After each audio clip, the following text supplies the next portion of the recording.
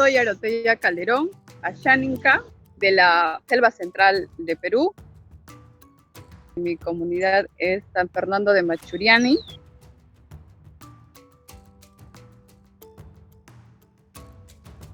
Las amenazas que estamos enfrentando actualmente son el cambio de uso de suelo, el monocultivo.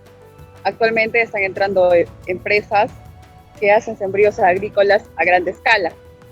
Entonces, lo que hacen ellos es, a veces, en complicidad de algunos comuneros, es alquilarles sus predios a un monto mínimo de dinero, ¿no? En algunos lugares del territorio sigue habiendo narcotráfico. Algunas comunidades del Brain, y entonces están realizando aún sus sembríos. Como el mismo Estado o los mismos gobiernos regionales no están presentes en esos lugares por el abandono de ellos, es que ellos tampoco saben a quién acudir. Bueno, cuando vienen a invadir territorio, te afecta socialmente. La cultura de la sierra es absorbente, ¿no? El simple hecho de que cuando ya ingresen, a veces ellos son un poco más, conocen más el tema de que el aprovechamiento de las tierras, y entonces lo que hacen es traer a sus familias y poco a poco van entrando a la comunidad y nos van desalojando. Nosotros somos de la etnia muy pacífica, ¿no? No buscamos entrar en conflicto. Lo que hacemos es, ya ingresa, entonces dejamos y accedemos, nos vamos a otro lugar.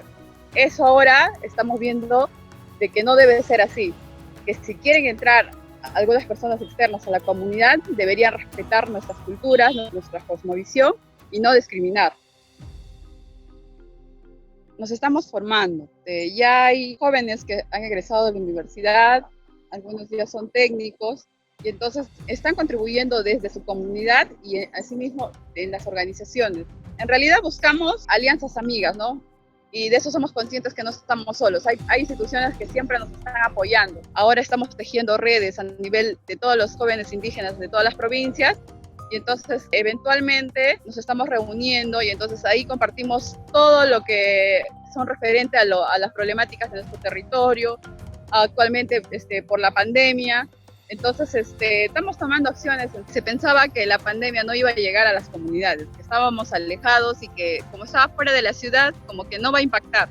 Pero sin embargo, a partir de marzo, abril, ya en los noticieros, en las radios ya pasaba que había infectados en la región Ucayali, y luego empezó Amazonas, San Martín, y entonces poco a poco se iba incrementando. Y entonces lo que hicimos es tratar de, con el poco presupuesto que nosotros teníamos o por iniciativas propias, hacer infografías para que puedan llegar a las comunidades, para que ellos por lo menos tengan conocimiento de que esta pandemia estaba ingresando.